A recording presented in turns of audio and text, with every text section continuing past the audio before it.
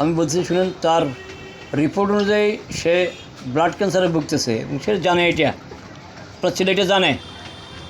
আচ্ছা, ব্লাড ক্যান্সারে সে ভুগতেছে, আর 1.5 মাস যাবত তার গায়ে জ্বর, 2 ঘন্টা পর জ্বর আসা যাওয়া করে, আর মুখে লালা হয়, লালায় গন্ধ হয়, মুখে গন্ধ হয়, দাঁত মাড়ি ফুলে গেছে, ঠিক আছে, জিভে ক্ষত আছে। আর ওর ফ্যামিলিতে নানুর ব্রেন স্ট্রোক ছিল, আর ছোটোবেলায় সে নিউমোনিয়া কষ্ট পাচ্ছিল, অন্য কোনো সমস্যা তার ছিল না। আচ্ছা যাক,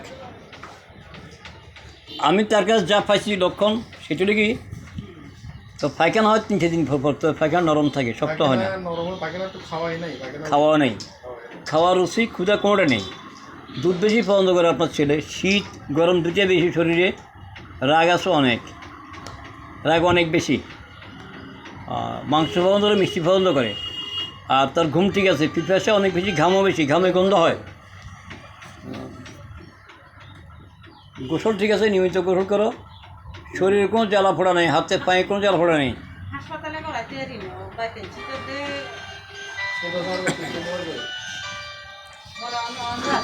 আর মুখে গন্ধ হয়, পায়খানা প্রস্রাবের গন্ধ হয়।